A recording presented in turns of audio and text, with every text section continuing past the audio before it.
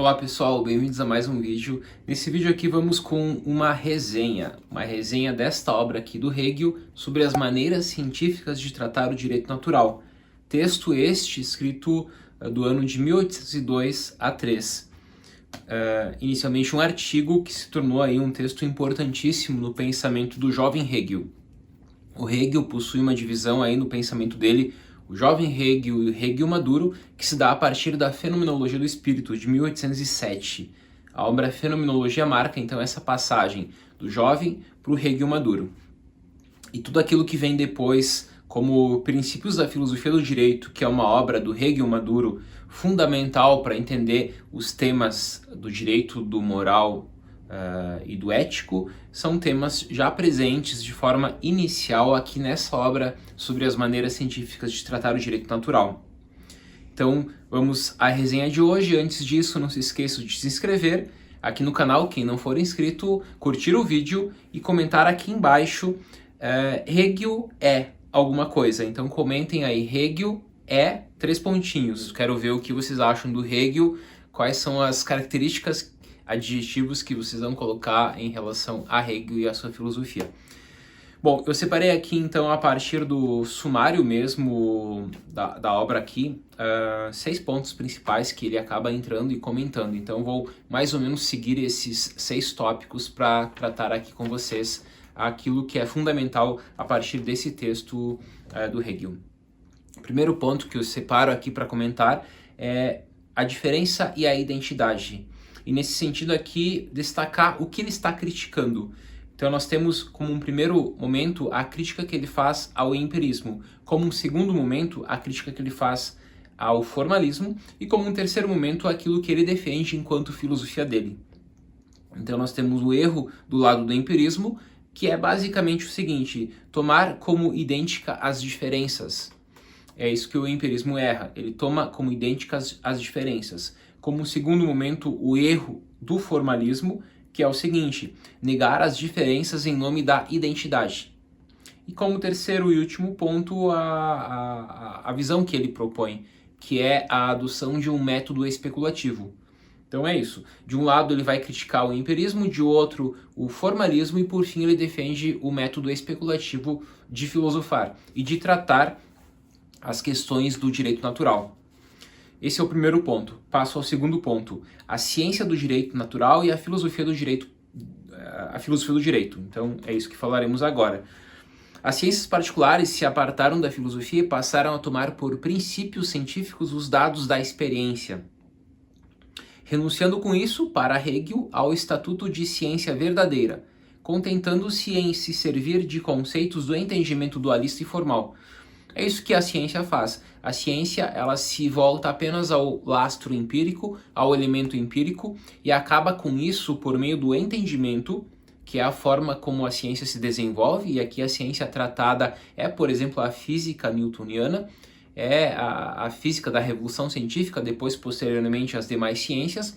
Mas a ciência moderna como um todo, a ciência até Hegel, ela trabalha pelo entendimento. E o entendimento é apenas a primeira parte do dialético. O dialético é composto de 3 partes. A primeira parte é o entendimento. A segunda parte é o negativamente racional. E a terceira, o positivamente racional. Comumente, nós chamamos esses 3 momentos de tese, antítese e síntese. Mas são 3 termos que não acabam se fechando com a filosofia do Hegel, porque eles remetem a algo estático, e a dialética trata justamente do dinâmico. O pensamento hegeliano trata de uma ontologia relacional processual, relacional de redes, processual de processo de movimento. Isso tudo é constatado pela dialética, que possui esses 3 momentos. O entendimento é apenas o primeiro momento do dialético, e o entendimento trabalha por abstrações. Ele abstrai conceitos e para nas suas determinidades. E esse é um problema sério do entendimento, porque ele acaba formulando dualismos e formalismos. E é isso que a ciência particular faz. A ciência particular se afasta, se separa da filosofia e acaba elaborando certos princípios a partir de dados empíricos. E aqui o Hegel está apontando então o significado, né, dessa ciência do direito natural que ele vai criticar. Ele diz depois: A tarefa é que a filosofia do direito crie o sistema da ciência jurídica, dando unidade, lógica e necessidade interna aos conceitos que esta elabora.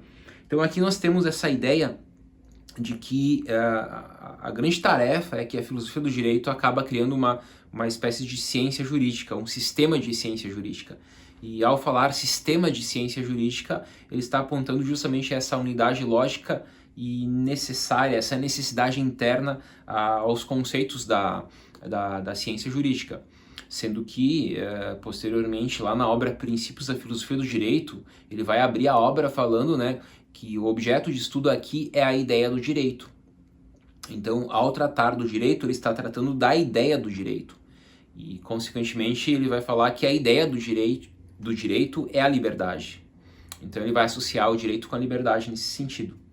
Então esse é o segundo momento que eu quis destacar, a ciência do direito natural e a filosofia do direito. E qual a importância e o papel da filosofia do direito, né? Dar justamente essa unidade lógica e essa necessidade interna aos conceitos elaborados e trabalhados aqui na ciência jurídica.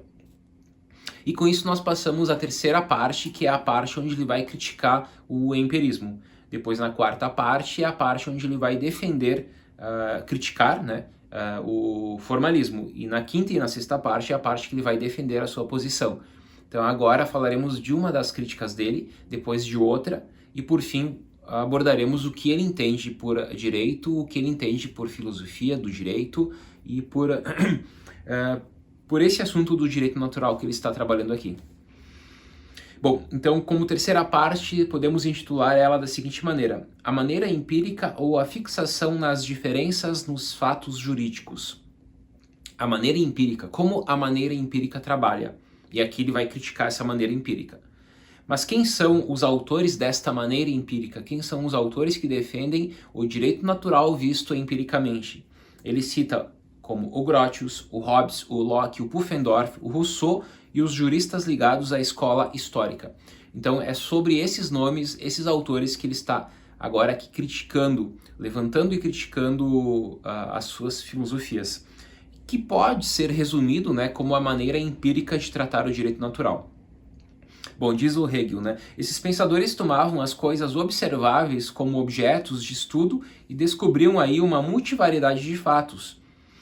Então, esses autores que partem dessa maneira empírica, eles partem daquilo que é observável, de um fato empírico observável, daí a maneira empírica, e a partir desse fato empírico observável, eles acabam descobrindo aí uma multivariedade de fatos, como, por exemplo, né, princípios jurídicos, leis, fins, deveres, direitos, etc. Essa é a forma equivocada de analisar o direito natural. A partir de um fato qualquer, tu vai formular diversos outros fatos jurídicos, como lei, como direito, como deveres, como princípios, por exemplo.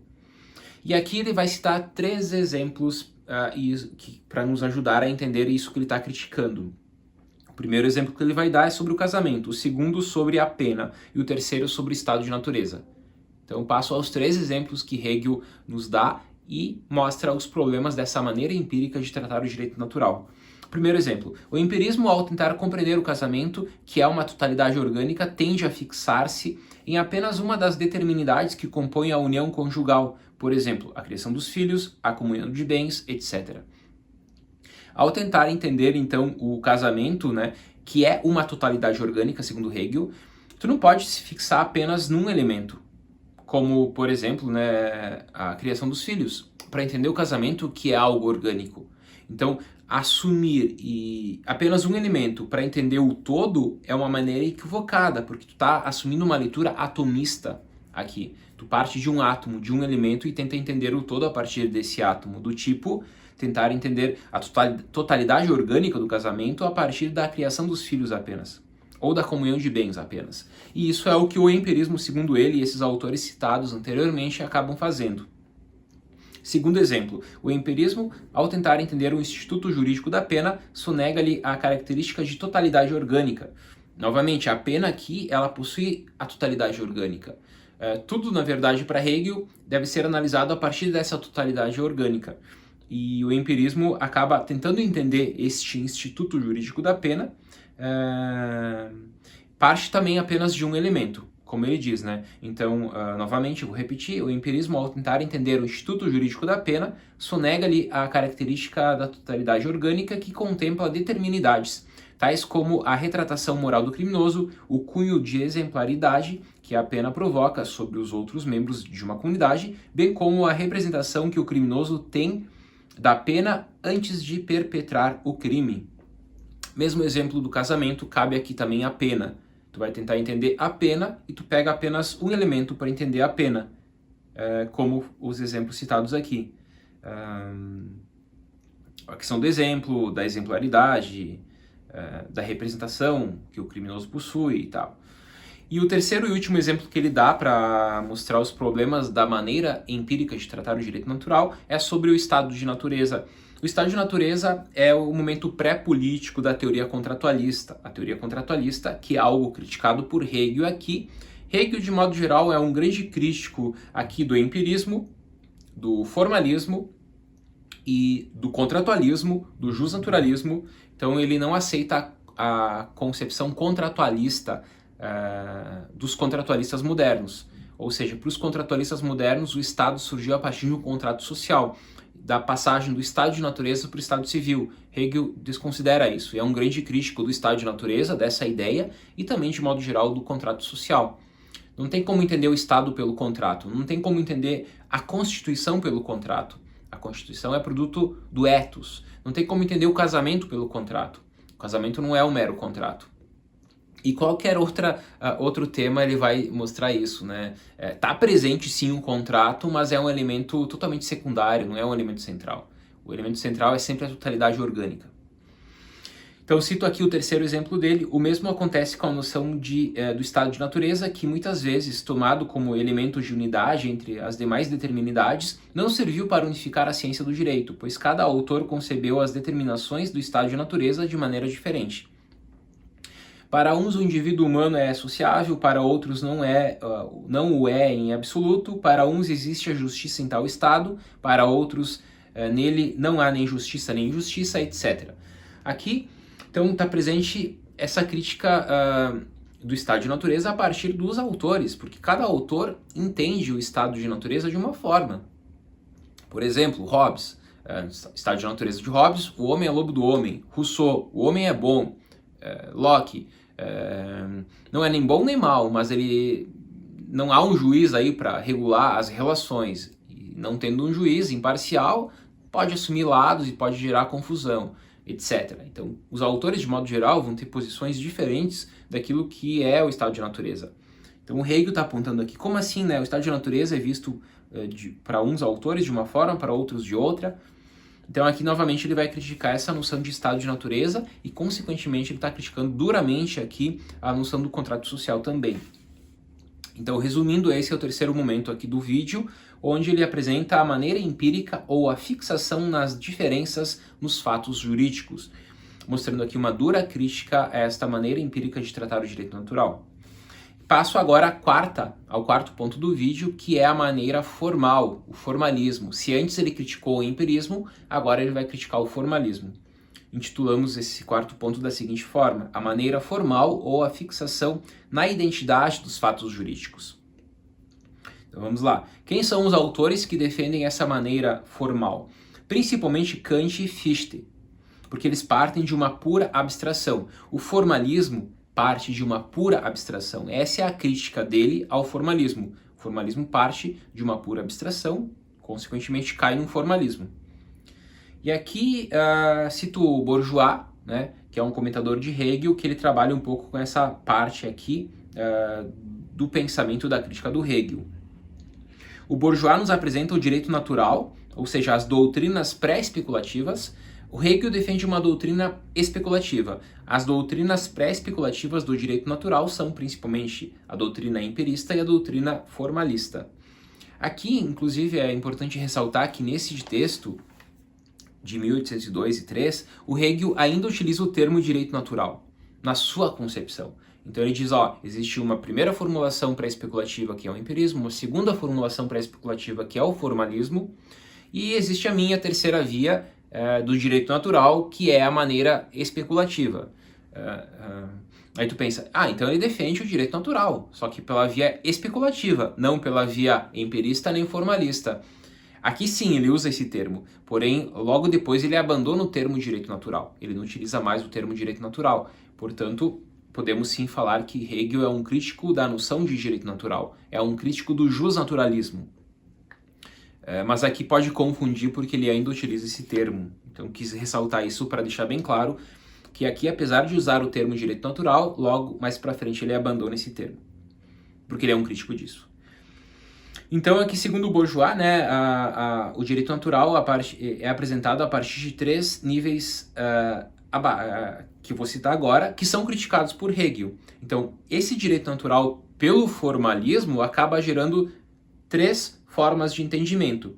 3 formas essas que Hegel critica. Vamos às 3 formas criticadas por Hegel, que surgem a partir do formalismo, da maneira formal, do formalismo do direito natural. Primeira forma, então, né, o primeiro nível é a moralização do direito. O segundo, a legalização do direito. E o terceiro, a privatização do direito. O formalismo acaba caindo nesses 3 níveis criticados por Hegel. Sobre a moralização do direito, as teorias formalistas reduzem a priori o conteúdo do direito ao conteúdo da moral.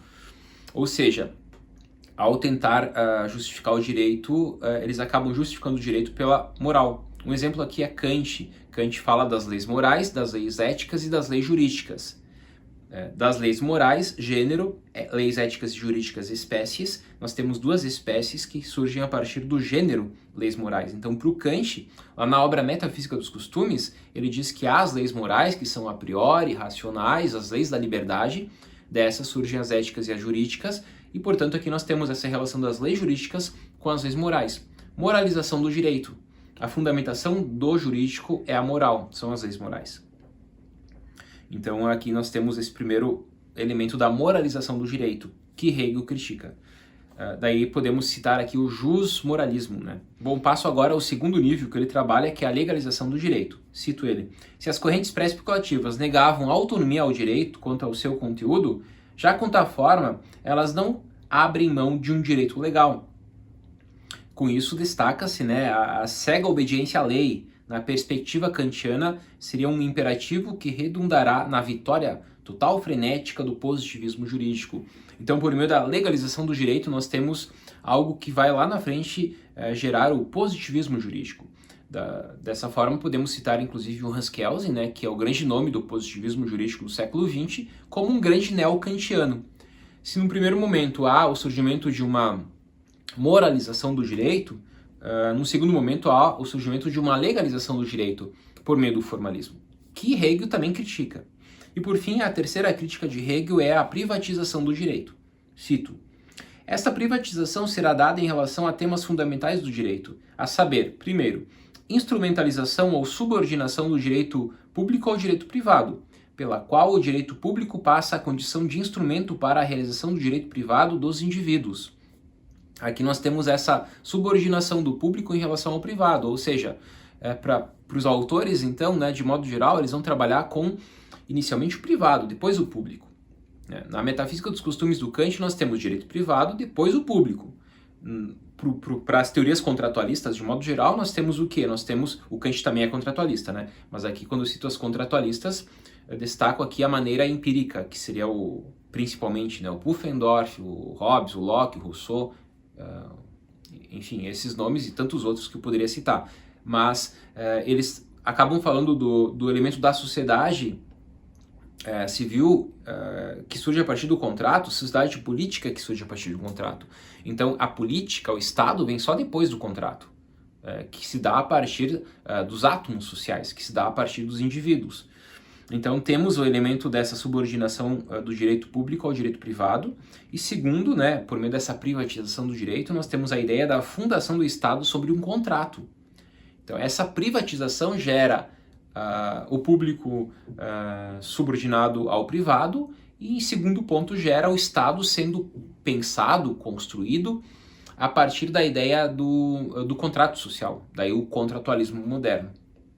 Esse é o quarto ponto desse vídeo e é a segunda crítica que Hegel faz. primeira crítica ao empirismo, a segunda crítica ao formalismo. E com isso a gente passa agora ao quinto e sexto ponto desse vídeo, onde ele apresenta a sua posição, aquilo que ele entende por direito, aquilo que ele entende por Estado, enfim. Como quinto ponto, destaco o seguinte: o momento especulativo ou a identidade da diferença. Então essa é a forma que podemos intitular esse quinto ponto aqui da obra do Hegel. Então passo as citações aqui e comentários do Hegel. Esta ciência filosófica tem por objeto dar unidade e identificar a necessidade de todas as determinações do jurídico, ou seja, criar o sistema científico da realidade jurídica. Então, por meio do especulativo, que é o método que ele utiliza, ele acaba dando unidade.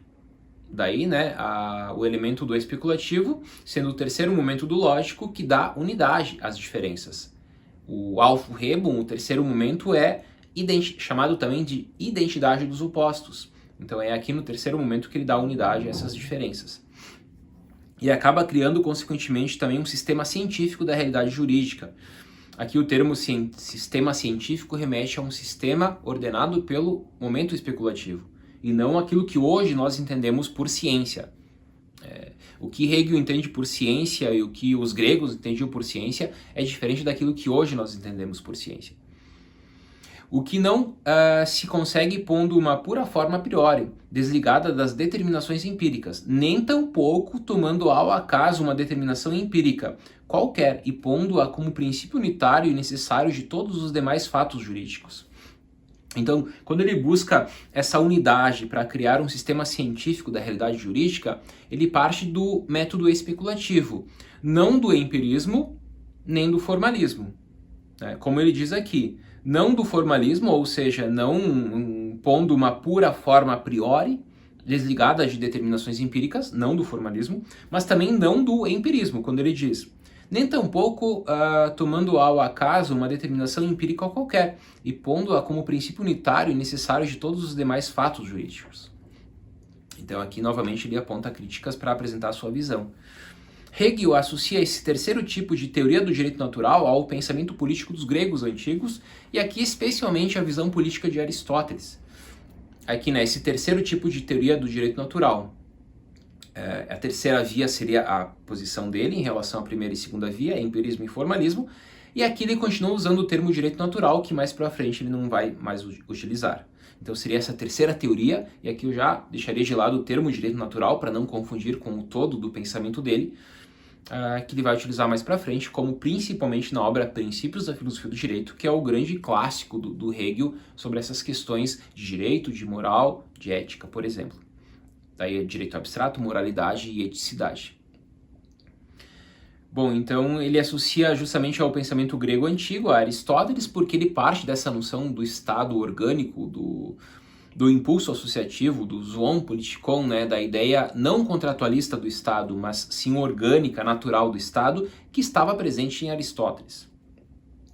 Tal vinculação se traduz em que um princípio básico de natureza formal se conecta a um sistema de direitos e deveres, historicamente concreto, o que poderia ser dito que constitui o conteúdo objetivo ou racional do direito natural. Aqui novamente o termo direito natural que ele continua utilizando, mas enfim, né, como já falei. E esse tipo de pensamento que ele vai formular está conectado a um sistema de direitos e deveres historicamente concreto. Então a noção dele se dá a partir de um sistema de direitos e deveres historicamente concreto. Ou seja, ele está aqui casando o elemento empírico, né, do conteúdo, mas também o elemento formal. Se por um lado os empiristas partiam só do elemento empírico e tomavam um elemento ao azar qualquer, ou seja, totalmente arbitrário, e desse elemento eles construíam um sistema jurídico a partir lá de princípios, de leis e tal, o formalismo, por outro lado, esquece totalmente o elemento empírico e se apega apenas ao apriorismo, ao aspecto formal. Então qual é o grande problema de um e de outro? Um é que só pega o elemento empírico, o outro é que descarta totalmente o elemento empírico e se apega apenas ao formal. Conteúdo forma. O que Hegel faz? Ele constrói uma teoria da união entre forma e conteúdo, da identidade entre forma e conteúdo, da unidade entre forma e conteúdo. E isso se dá a partir de um sistema de direitos e de deveres historicamente concreto. Hegel continua, enfim, né, aqui a partir da obra dele, afirmando que haveria a observância da ideia da fusão, então, entre forma e conteúdo. Essa é a visão dele, a fusão entre forma e conteúdo. Ora, isso constitui a eticidade. Então a resposta aqui é que o sistema hegeliano é o sistema da eticidade. E a eticidade aqui é a fusão entre forma e conteúdo. Eticidade também entendida como fusão entre infinito e finito, ideal e real, enfim, do conceito e sua efetivação, desenvolvendo-se pela determinação lógica inserida na própria história dos fatos. Então esse é o ponto central aqui que ele vai trabalhar. E agora nós vamos passar ao último momento desse vídeo, que trata da última parte da obra, chamado a eticidade do direito. Bom, passamos agora então à eticidade do direito, que é a última parte da obra, né? Importantíssimo também. Dito que a totalidade ética absoluta nada mais é do que um povo, Hegel apresenta a realidade deste povo necessariamente como uma relação. Relação também é um termo-chave na filosofia hegeliana. Ontologia relacional. Assim, no viés especulativo, rejeitada a fixação de qualquer oposição. Então aqui, pelo método especulativo, ele rejeita a fixação de qualquer oposição. As oposições dos polos opostos não são fixas, elas são dinâmicas, elas se dão por relação. E aqui voltamos à dialética hegeliana. A dialética hegeliana diz que os polos opostos são postos aqui, mas eles estão em contradição e negatividade. Dessa contradição e negatividade, que jamais será fixo, eles buscam sempre o terceiro momento do lógico, que é o momento especulativo. Hegel insere o direito como um momento relativo no todo hierarquizado, enquanto o formalismo atribui a esta mesma eticidade relativa a conotação de eticidade absoluta. Hegel explica a propriedade a começar pelo reconhecimento social, o caminho que perfaz o indivíduo desde a condição de possuidor até o de proprietário não é o de uma individualidade em torno de si mesma, isolada. E essa relação entre posse, propriedade, contrato, delito, enfim, isso tudo ele vai aprofundar posteriormente na obra Princípios da Filosofia do Direito. A natureza do direito é, então, a de uma eticidade relativa, até porque abstrata, na qual os direitos da subjetividade estão garantidos. No entanto, de maneira reprimida, pois senão a atividade caótica da economia reduziria toda a realidade à esfera do privatizado, o que inviabilizaria a efetivação da totalidade ética, que decorrerá com a constituição da esfera público-política. O projeto, assim, que ele vai defender, né, é de um direito especulativo, ou seja, de um direito de natureza ética. Então essa eticidade do direito remete a um direito especulativo, remete a uma eticidade do direito, a um direito de natureza ética. É um direito ético nesse sentido. Aqui, a suprassunção das contradições concretiza-se no momento especulativo, isto é, a identidade da diferença. A identidade e da diferença, algo que parece confuso, nada mais é do que o momento especulativo, nada mais é do que a dialética. Então tu tem aqui, né, de um lado a identidade, de outro a diferença, o elemento terceiro do lógico, né, que comumente nós chamamos de síntese, mas o termo seria aqui o momento especulativo, é este, a identidade e da diferença. Este projeto será, de fato, desenvolvido ao longo da trajetória filosófica do Hegel, como já citei várias vezes, consolidando-se posteriormente em todos os momentos da sua obra sistemática. Hegel, além de ser um grande nome da dialética, é um grande autor do sistema filosófico. Então está tudo interligado, está tudo conectado no pensamento dele. A filosofia do direito aqui, sem dúvida, não legitima um paradigma jurídico-filosófico que garanta apenas os direitos individuais. Ao contrário, ela já antecipa a matriz filosófica da intersubjetividade. Então aqui, grosso modo, o pensamento hegeliano sobre o direito não legitima um paradigma dos direitos individuais, mas trata de uma matriz filosófica da intersubjetividade, ao propor um direito de natureza ética. Então aqui, pessoal, nós temos esse texto, que é um texto do jovem Hegel, um texto escrito em forma de artigo, portanto curto, breve, mas riquíssimo, cheio de conteúdo, algo que será trabalhado posteriormente em outras obras no pensamento dele. E é um texto fundamental para entendermos o jovem Hegel e entendermos também o direito como natureza ética e a crítica que ele faz tanto ao empirismo como ao formalismo, mostrando assim o método especulativo como a grande resposta que ele dá às questões do direito, às questões de política, às questões de ética, a essas questões que envolvem esse mundo da filosofia prática, como Kant nos disse. Bom, pessoal, quem chegou até aqui, comente aqui embaixo, filosofar é preciso, porque assim eu vou saber que você que está assistindo até agora chegou ao final do vídeo e saberei quem são essas pessoas que me acompanham até o final do vídeo. Comente então, filosofar é preciso.